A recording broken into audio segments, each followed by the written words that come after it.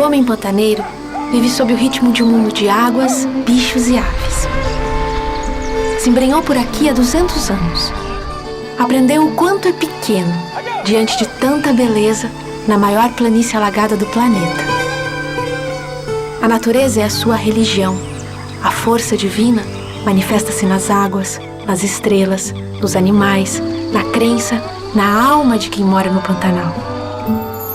Tudo faz parte de um ciclo perfeito. Há o tempo da chuva e da seca, de trabalhar o gado e deixá-lo quieto nas pastagens. Há momento exato para a reprodução das aves e dos peixes, hora de emprenhar e hora de parir. A origem do homem no Pantanal, desde os nativos ao branco colonizador, assim como a formação da planície pantaneira, deram ao lugar uma magia que faz do pantaneiro um ser místico por natureza. Só a proteção de Deus ou de Tupã para livrar das ameaças das feras e das águas. Neste lugar sem limites, tem mais bicho do que gente. Mais jacarés do que toda a população de Mato Grosso do Sul. São 3,5 milhões de jacarés, somente no Pantanal. Já a população inteira do estado é de mais de 2 milhões de habitantes. Só de pássaros, são mais de 650 espécies diferentes. Mais de 120 espécies de mamíferos. 260 tipos de peixes até agora catalogados. A todo momento, um pesquisador ou cientista que se dedica a estudar esse ecossistema descobre novos répteis, pássaros, peixes, aves, plantas e borboletas raras. No meio de tanto bicho, vivendo neste paraíso estranho e multicolorido, o pantaneiro criou também suas próprias lendas, seus mitos. Pantanal é muito propício a assombrações, principalmente lobisomens, que são uma espécie de assombração que bebe leite. Houve quem tenha visto até lobisomem de chinelo. Vento que sopra na folha do rancho pode que seja. Passos no quarto da moça imitando passos de gente, já ouvi chamar de lobisomem.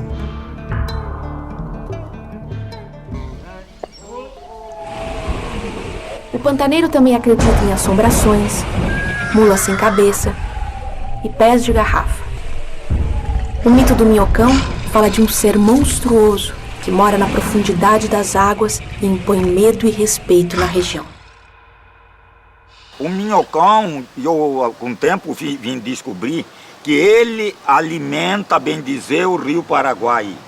Ele tomba arvoredo nas costas, depois ela pende de arga, joga o arvoredo fora, ela alimenta com minhoquinha da água e nisso ela foi pegar naquela potência. Agora, muito a vez eu tenho dado conselho. Quando você vê aquela roda borbulhando, não põe sua canoa que você pode perder a vida. Eu ia passando, que se não é uma embalveira me salvar, tinha morrido. Eu vi aquela água rebojando. O que é isso? O que será que é aquele que eu vi o bicho d'água? Mandei para ir no seco. Sabe o que ele fez comigo? Puxou a canoa de bunda aqui. Eu corri na proa e segurei na embalveira. A embalveira foi quebrando e eu seguro pela embalveira, saí no seco, o coração batendo. Falei, tá aí, levou a minha canoa. A canoa foi sair 10 metros lá. Ele é um quadro como uma lancha, como daqui lá. Ela vinha assim, na onde ela vai flutuar, na água, frita como gordura. Assim, aqui na frente o focinho de porco, 2 olhos vermelhos e para trás chifre de cervo, não tem? Assim, ia descendo e eu, minha Nossa Senhora, nunca vi esse bicho. Aí chamei minha irmã que estava embicado, paralisou aqui. Eu puxava o fôlego. Ela, o que é? Desatou, o que é? E fez assim. Você viu o bicho? Depois que ele me levou para meu pai, deram banho de sarmoura, aí eu soltei para papai e vi um bicho como um chata. Ele falou, esse é o minhocão, meu filho, esse aqui abre rio. Você vê ele assim, para, não mexe com ele, deixa ele passar. Ele está em trabalho. Quando você vê o barranco, é ele que está trabalhando, você sai e atravessa. É só isso que quem anda na água tem que ter. Respeitar o minhocão quando está trabalhando. Menino do Pantanal cresce rodeado por casos sobrenaturais. Aprende que se fizer alguma coisa errada, se não estudar ou se for mais travesso que a paciência da mãe suporta, algum ser de outro mundo virá assustá-lo, virá colocá-lo no eixo. Eu tenho medo assim.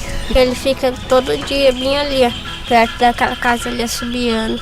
Já viu o redemoinho dele? Ele é todo negro e tá de uma perna. Ele ataca, vem em cima da gente. Então ele joga pedras na sua casa. Eu tenho medo. O pantaneiro convive com mitologia e com religiosidade.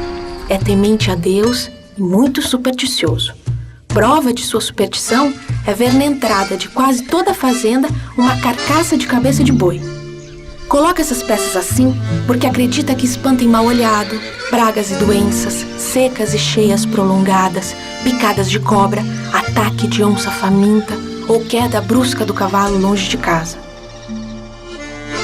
Crenças e mitos de pantaneiros e índios são contados na região até para explicar o nascimento de algumas cidades, como Corumbá. A lenda Bororo, muito antiga, conta que Deus atirou no espaço um punhado de estrelas. A estrela que desceu, a mais reluzente delas, veio a se transformar numa cidade linda. Pela fábula dos índios, Corumbá surgiu por sobre a terra branca, na alegria do casaril, entre o verde monte no alto da barranca, debruçada para o espelho do rio. Ela tem uma história muito significativa, inclusive para a história do Brasil. Que ela foi fundada pelo quarto capitão-general da capitania de Mato Grosso, que se chamava Luiz de Albuquerque de Melo Pereira e Cáceres. Luiz de Albuquerque de Melo Pereira e Cáceres veio de Portugal para obedecer um plano estratégico que era de fundar povoados e fortes nessa nossa fronteira, que fazia fronteira com as terras da Espanha, para consolidar a posse da terra à coroa portuguesa. Então Corumbá foi fundada como um reduto militar, que depois se transformou num povoado, que depois se transformou numa vila e que se transformou depois na cidade de Corumbá. Localizada a 417 quilômetros de Campo Grande, capital de Mato Grosso do Sul, Corumbá está no extremo oeste do Brasil, na fronteira com a Bolívia. Fundada no século XIX, preserva ainda prédios e monumentos históricos no coração do Pantanal. Suas edificações fazem da cidade um dos maiores museus a céu aberto do Brasil. Considerada uma das mais importantes do país no período colonial, era ponto de partida e chegada de comércio e riquezas transportadas pelo Rio Paraguai. Aqui recebia todas as mercadorias. Tem aquele alfândega que foi construído para fiscalizar geralmente essas transações que havia, esse comércio internacional, né, de importação e exportação. Então construiu-se a alfândega, órgão fiscalizador, e Corumbá então passou a ser um entreposto comercial muito significativo no velho estado de Mato Grosso. A cidade foi invadida, incendiada quase que inteira e praticamente destruída pelos paraguaios durante a Guerra do Paraguai, a Guerra da Tríplice Aliança. Corumbá foi invadida pelos paraguaios, né? Passaram aqui alguns anos, ela foi ocupada pelos paraguaios, pela força de Solano Lopes, e então houve uma paralisação total na economia, nas nossas... houve assim, um retrocesso na economia corumbaense, né? Após a guerra, logicamente, aconteceu a retomada de Corumbá pelo tenente-coronel Antônio Maria Coelho, que, comandando uma tropa, veio e retomou Corumbá das mãos dos paraguaios, podendo então Corumbá retornar ao seu desenvolvimento. Para impedir novas invasões, logo após o fim dessa guerra, foi construído no centro de Corumbá o Forte Junqueira. Hoje situado dentro do quartel do 17º Batalhão de Caçadores, num penhasco sobre rochas. Até 1914, quando os trens ligaram Porto Esperança, vilarejo vizinho de Corumbá, a Bauru, São Paulo, a exigente sociedade corumbaense já se vestia com o que havia de mais refinado na época. Pelo Rio Paraguai, navios traziam confecções de Berlim, de Londres e de Viena. A cidade foi habituada desde a fundação a tradições artísticas e espetáculos trazidos da Europa, da Argentina e do Uruguai. Corumbá se transformou num dos maiores centros culturais do Centro-Oeste. O que nós hoje concebemos como cultura corumbaense, cultura da região, ela vem muito da cultura pantaneira, do norte, das cidades do norte, das culturas dos imigrantes e do Paraguai e da Bolívia. Capital capital do Pantanal, como é conhecida, Corumbá se define pelas partes alta e baixa. A parte baixa, voltada para o porto, na base da encosta, é mais conhecida como Casario do Porto, com prédios do final do século XIX e início do século XX. Esse acervo arquitetônico foi tombado pelo Patrimônio Histórico Nacional. A parte alta da cidade, no alto da encosta, apresenta a maioria das edificações do começo e meados do século passado. Os imóveis históricos foram sendo construídos na beira do Rio Paraguai, outros ao longo da Avenida Marechal Rondon e também nas ruas Antônio Maria Coelho, 7 de setembro e 15 de novembro. A chegada dos trilhos do trem do Pantanal, como ficou conhecido, aproximou a cidade dos grandes centros urbanos do Brasil. Num percurso de cerca de 200 quilômetros, entre Miranda e Corumbá, a rota do trem seguia Pantanal adentro, cruzando dezenas de pequenos vilarejos que nasceram em função da ferrovia. Jacarés, tuiuius, açudes, rios e uma infinidade de bichos eram vistos pelas janelas do trem do Pantanal. Agora a cidade entardece. Parece uma gema de ovo o nosso pôr-do-sol do lado da Bolívia. Se é tempo de chover, desce um barrado escuro por toda a extensão dos Andes e tampa a gema. Aquele morro bem que entorta a bunda da paisagem, o menino falou. Há vestígios de nossos cantos nas conhas destes banhados. Os homens deste lugar são a continuação das águas.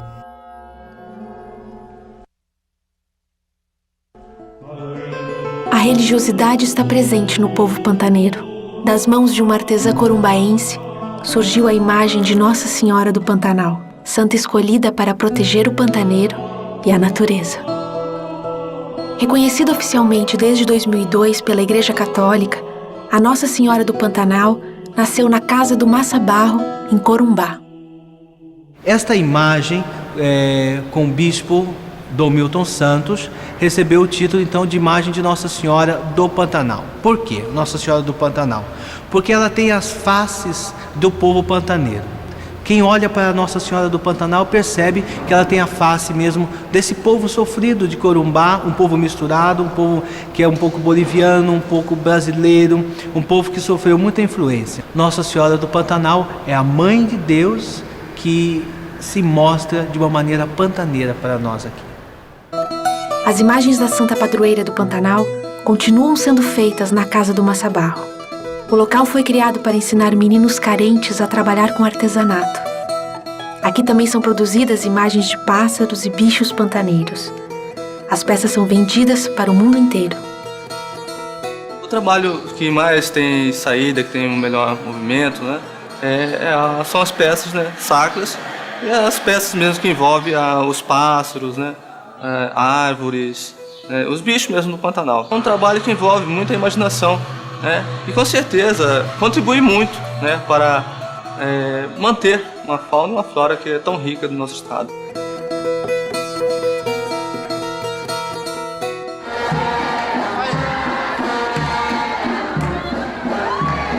Comemorada na noite de 23 para 24 de junho, a festa de São João em Corumbá é considerada a maior manifestação religiosa de Mato Grosso do Sul. Milhares de corumbaenses e turistas se unem para acompanhar o cortejo. Essa festa aqui começa no dia 22, que é com as crianças, no dia 23 é a missa, e à noite, meia-noite é o banho do santo, aí a festa vai até o amanhecer do dia 24. Essa é uma festa que a gente dedica de corpo e alma. A cidade inteira ganha um clima místico durante a festa. Cristo batiza João, vamos todos batizados no Rio do Jordão. Vamos todos batizados. A fachada das casas são decoradas. O andor do santo revestido com cores vermelhas e brancas, adornado com flores. As famílias se encontram numa grande comunhão para celebrar São João, com alegria e muita comida típica, como o sarravulho. Dia de São João é dia de comer sarrabulho. O sarrabulho vai o fígado, o coração, o rim e uma carne moída. O tempero vai a cebolinha, vai o tomate, o pimentão, a salsinha. Aí acrescentamos o ketchup, o vinho e azeite de oliva. Vai paio, aí vai a batatinha, a ervilha e a azeitona. Agora acabei de completar, então aqui só esperar o cozinhamento dele, aí está pronto o nosso sarrabulho.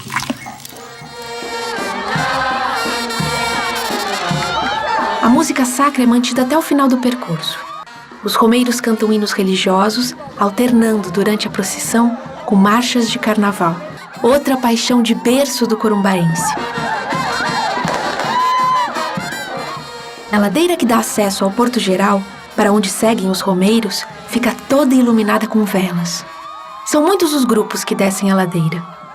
A tradição manda que quando dois andores se encontram ao longo do percurso da procissão, os condutores de ambos devem se ajoelhar 3 vezes antes de seguir o caminho. A cultura pantaneira, ela é revestida de simbolismo, né? E quando essas pessoas trazem o São João, na Casa da Festa já teve uma semana de novena. Essa novena comparecem os vizinhos, os parentes, e aí é servido um licor de leite, licor de bocaiúva. A religião é que move todo esse trabalho, a religião. Agora, interessante que não é só o povo católico, os terreiros descem também para prestar a mesma homenagem, né? Então, é sinal de um sincretismo religioso que existe na cidade. Também no encontro dos andores, moças pantaneiras em busca de um marido ou mulheres que querem engravidar devem passar por baixo dos santos.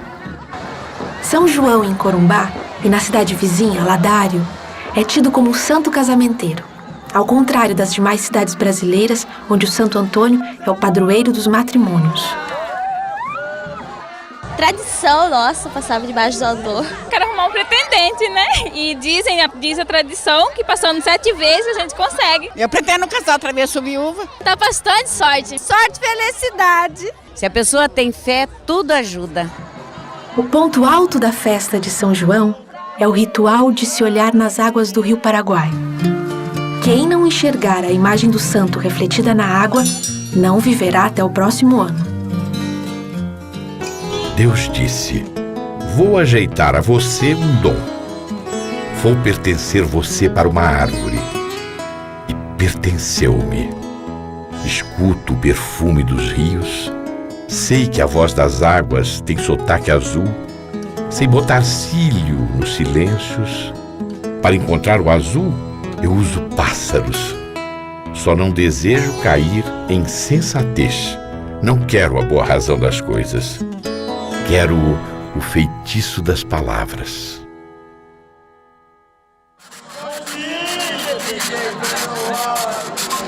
A devoção aos santos católicos também se manifesta através da música e da dança. Uma das mais tradicionais e respeitadas na região é a entoada por velhos pantaneiros em violas de coxo. O instrumento é tocado pelo cururueiro, o músico que toca o ritmo local, chamado cururu.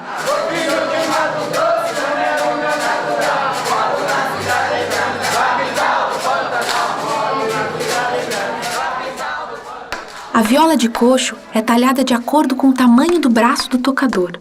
Não existe um instrumento no mundo igual ao outro. A técnica para sua confecção é toda artesanal. Vou lá no mato, tenho que levar machado lá no mato, para principal fazer a viola. Vou lá, pego uma madeira, derrubo ela, toro, né? Lá eu não tenho serra, tenho que lavrar os 2 lados da tora, fazendo machado aquele pranchão. Então aí eu tenho que... derrubei, lavrei, ajeitei para poder conseguir pôr no ombro, para trazer para casa. Chegando em casa, passa a plana, ajeita, se pilha bem, desempena. Aí para pegar o molde, para a gente modelar. Aí passa, risca, aí tira aquele lateral. Vamos fazer agora por dentro, para colocar, né? Depois que acaba de fazer, tem que dar um tempo para esperar secar, aí para trazer a tampa para pregar. Se não tiver bastante cuidado, bastante atento no trabalho, já estraga. O nome viola de coxo vem da escavação da caixa de ressonância do instrumento. Feito em tora de madeira inteiriça, o processo de fabricação é parecido com o dos coxos, troncos de árvores cortados pela metade que servem para colocar comida para o gado. E os índios que diz que foi o começante desse trabalho, de fazer essa tal de viola. Então os índios fez fazer o coxo, derrubar a madeira, fez um coxo para dar de comer bicho dele.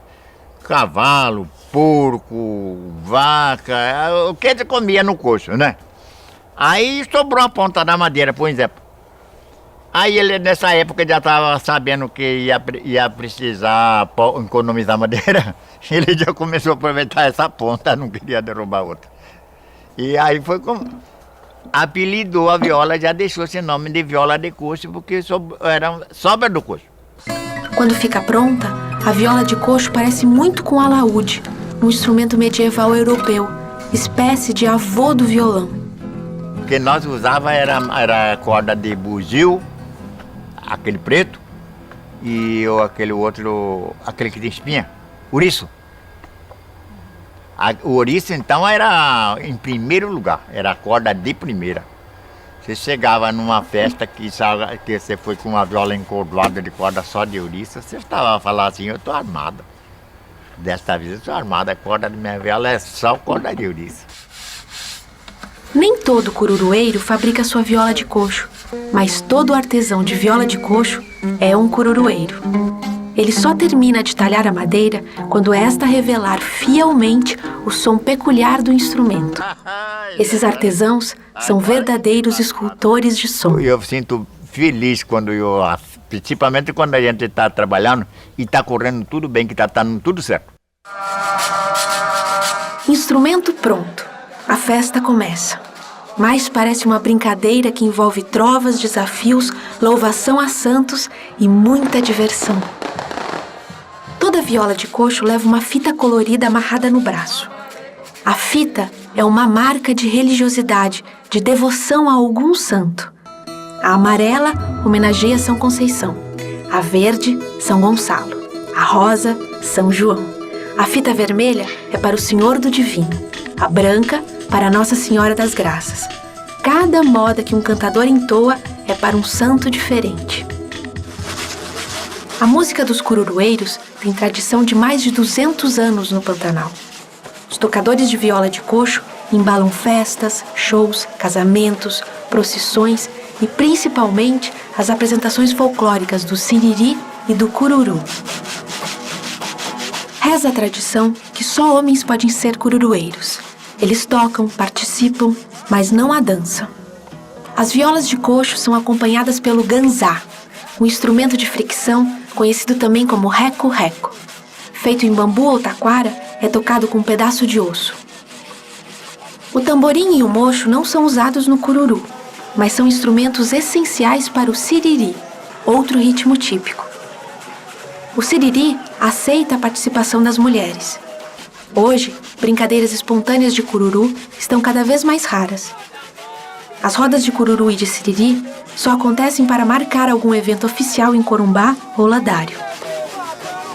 O siriri é uma dança que dança moças, famílias. Moças bem vestidas, saião, um casebeque, uma rosa no cabelo, e o rapaz vai um chapéu preto, um lenço no pescoço, uma camisa remangada para dançar o siriri. Então tem a moda do siriri. O siriri é assim, quer ver?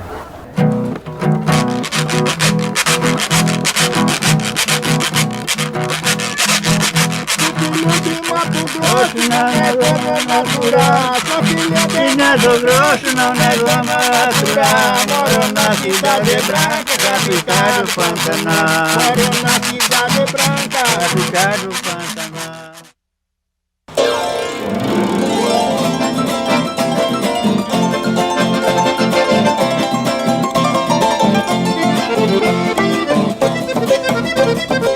Outras culturas contribuíram para a base sonora da cultura pantaneira e sul-mato-grossense. O suave arrulho de la brisa que al pássaro acaricia e alegra o coração. Após a guerra contra o Paraguai, o governo imperial brasileiro deu maior atenção à colonização pantaneira. Primeiro a partir de Corumbá, na fronteira com a Bolívia. Em seguida no Pantanal de Porto Murtinho, na fronteira com o Paraguai. Nessas regiões se fixaram portugueses, árabes, italianos, negros e nativos paraguaios de origem guarani, que abandonaram seu país em busca de trabalho. Vieram também gaúchos, bandeirantes paulistas, uruguaios, argentinos e bolivianos. Cada um deixou sua melodia cravada nos rincões pantaneiros.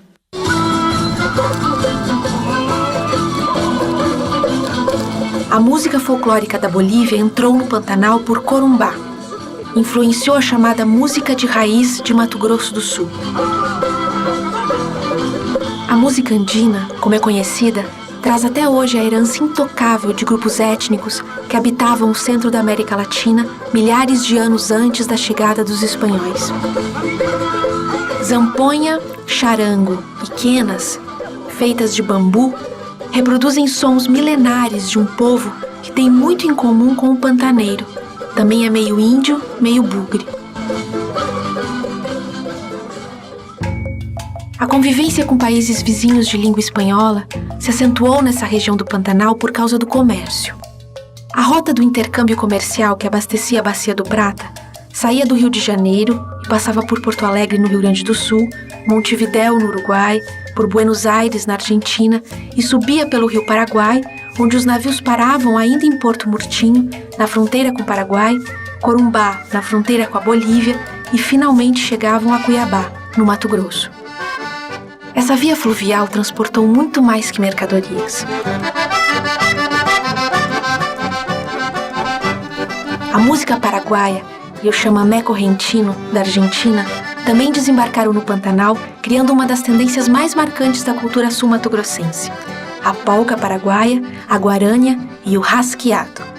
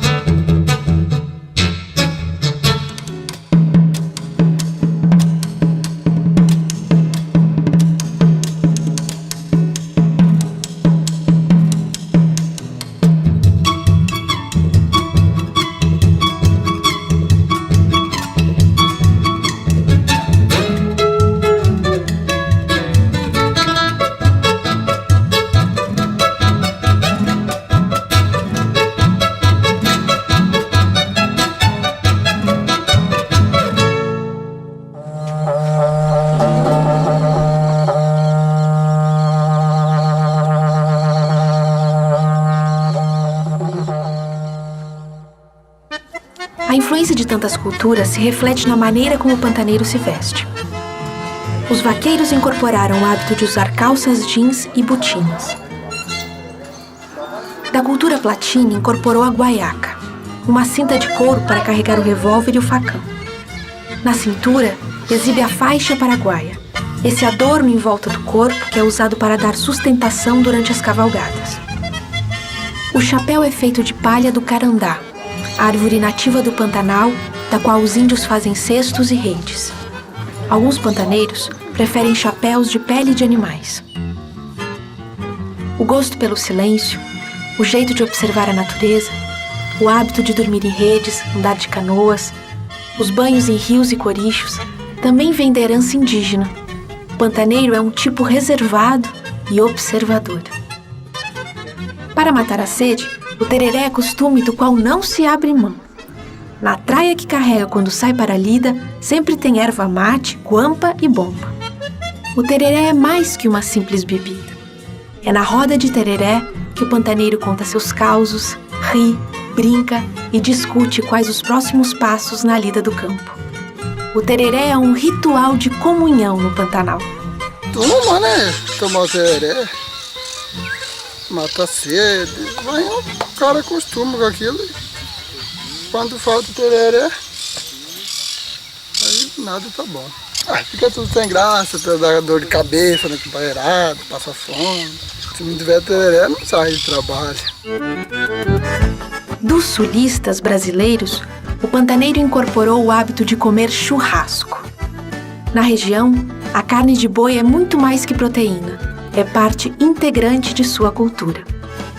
Vacas são abatidas constantemente nesses palanques fincados próximos às sedes das fazendas.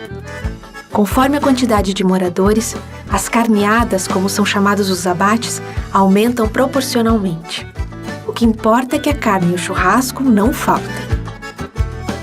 O vaqueiro pantaneiro come carne 3 vezes por dia.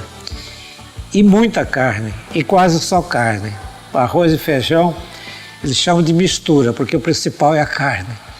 E essa carne é dada. Tradicionalmente no Pantanal é dada, alguns cobram, mas uma coisa quase simbólica para você não tirar e jogar fora, né? Caça, eles não comem. E por isso não caçam também. Então eu quase que posso dizer para vocês que a conservação dos animais silvestres do Pantanal se deve a esse costume. Um costume que existe no Pantanal e que não deve haver em outro lugar do mundo é o quebra-torto. Trata-se de uma refeição completa que o pantaneiro faz antes de sair para o campo, ainda de madrugada. Ele almoça às 5 da manhã. O pantaneiro vive do boi e para o boi. A ocupação da região pelo homem branco foi feita à medida que o boi se embrenhava na mata. O gado não é nativo do Pantanal, muito menos do Brasil. Foi trazido para cá da África e da Ásia. Desde que teve início há 200 anos, a criação de gado se tornou a principal atividade econômica. Há quem chame este lugar de paraíso do boi. A lida com esses animais chega a ser arte por aqui. O trabalho no campo e a confecção de utensílios em couro são atividades passadas como herança de pai para filho. O pantaneiro é principalmente o vaqueiro, quer dizer, o homem da lida campeira. O trabalho é prazeroso, ele faz com satisfação. Eu posso dizer que o lazer se identifica com o trabalho. Ora, fazer aquilo que você gosta com prazer é muito raro. E eu acredito que isso, fundamentalmente, determina essa alegria um pouco barulhenta do pantaneiro. O homem pantaneiro fez do seu trabalho mais que simples forma de sobrevivência. Se diverte trabalhando. Encara a morte da mesma maneira que vive a vida, com naturalidade. A morte, para eles, eu tento dar uma explicação, é alguma coisa muito natural. Não tem carpideiras, aquelas mulheres que ficam chorando diante do cadáver. Não, é um respeito, mas assim, em silêncio, às vezes uma brincadeira, uma conversa e tal, mas assim com muita naturalidade. E o luto termina com o enterro. Depois do enterro, acabou, vão trabalhar. Com o êxodo rural cada vez maior, muito dos costumes do homem pantaneiro vem se perdendo. Mas algumas iniciativas estão garantindo que as futuras gerações preservem as tradições do Pantanal. Esta parece ser uma escola como as outras da região pantaneira. Professores e alunos se encontram aqui para mais um dia de atividades. Só que a aula de hoje é para manter viva a cultura local.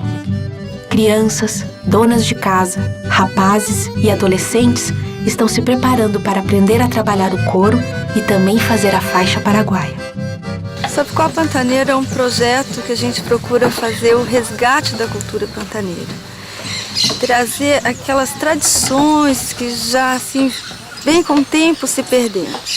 Então nós realizamos as oficinas dentro do Pantanal, utilizando a Escola Pantaneira e a Escola do Parque como núcleo de treinamento. Isso vem resgatando a nossa cultura, as nossas tradições, os nossos hábitos e costumes.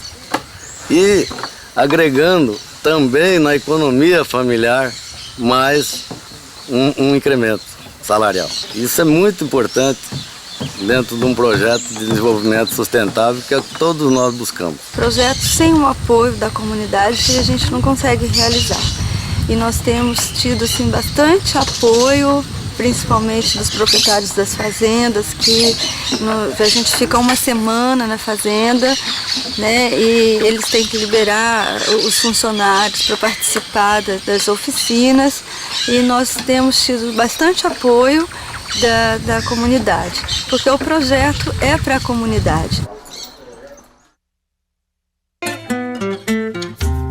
A artesã Isolina Gomes está contando histórias do Pantanal e de seus personagens através de arte em alto relevo. Em casa, em Corumbá, cria estátuas em tamanho natural e trabalha com cimento. Constrói no quintal um grande museu de artes, aberto à visitação. Então eu estou retratando desde a descoberta de Corumbá até a fundação de Corumbá, até a Guerra do Paraguai, vai nessa parede aqui ao lado, que nós estamos aqui ao lado direito, do lado esquerdo eu vou contar o século passado. Aqui é uma coisa encantadora, nós temos nossa cultura própria. Nenhuma cidade do estado, nem em lugar nenhum do Brasil vive como nós vivemos. Nossa vida é toda especial, nós temos nossos hábitos, nossos costumes. A alma pantaneira está presente nos quadros do artista Jorapimo, que mora em Corumbá. Em suas obras, as cores do Pantanal. As garças, os ninhais, o jacaré tomando sol no barranco. Sob suas pinceladas, a imensidão silenciosa de um lugar que faz tudo ficar pequeno diante de tanta beleza. No contraste das cores, o homem pantaneiro submerso é retratado na sua própria solidão e simplicidade. As lavadeiras, o peão, o pescador na canoa em pleno rio Paraguai. A minha arte é definida através de um trabalho do homem pantaneiro na sua ambiência. Bom, o pantaneiro é um herói. E se não fosse a existência do homem no Pantanal, hoje nós estaríamos já sem várias coisas que existem no Pantanal. O comentário sobre a natureza, sobre a vegetação, os próprios peixes, ainda é preservado devido ao canoeiro pescador. A melhor imagem ainda é o homem com o fundo do Pantanal, viu? É o próprio homem. O Pantanal para mim é tudo, porque é dele que saem todos os elementos do meu trabalho. O meu mundo é pequeno, senhor. Tem um rio e um pouco de árvores. Nossa casa foi feita de costas para o rio. Formigas recortam roseiras da avó. No fundo do quintal, há um menino e suas latas maravilhosas. Seu olho exagera o azul. Todas as coisas desse lugar já estão comprometidas com árvores. Aqui, se o horizonte enrubesce um pouco, os besouros pensam que estão num incêndio. Quando o rio está começando um peixe, ele me coisa, ele me rã, ele me árvore. De tarde, um velho tocará sua flauta para inverter os ocasos. O Pantanal, para mim, é uma canção do ver. Eu sou poeta, sabe? Eu acho que quem transmite essa alma pantaneira talvez seja o sussurro que você ouviu das folhas, as cores que você ouviu, os brinquedos que você brincou. Ela é sentida. O Pantanal, para mim, representa o chão, as águas, que são elementos que fertilizam a minha palavra. A minha palavra é fertilizada pela água e pelo chão. No Pantanal, arte, poesia e cores andam juntos. Aqui, o tempo não é marcado pelo relógio. Aqui, o tempo é o sol, a chuva, o crepúsculo. Com 140 mil quilômetros quadrados, o Pantanal brasileiro é um dos ecossistemas mais ricos do mundo em biodiversidade. Esse paraíso é tão bonito quanto frágil. Todos os elos de suas cadeias alimentares devem ser atentamente preservados. Uma pequena mudança pode causar danos irreparáveis. Cabe ao homem também respeitar o ciclo perfeito que a natureza imprimiu, seja pantaneiro ou não, brasileiro ou estrangeiro. A sobrevivência do Pantanal hoje está diretamente ligada à permanência do pantaneiro aqui. Seu jeito de viver e suas tradições integram a natureza com preservação e respeito. A alma pantaneira incorpora a essência dessa imensidão e consegue fazer da simplicidade a sua mais bela morada.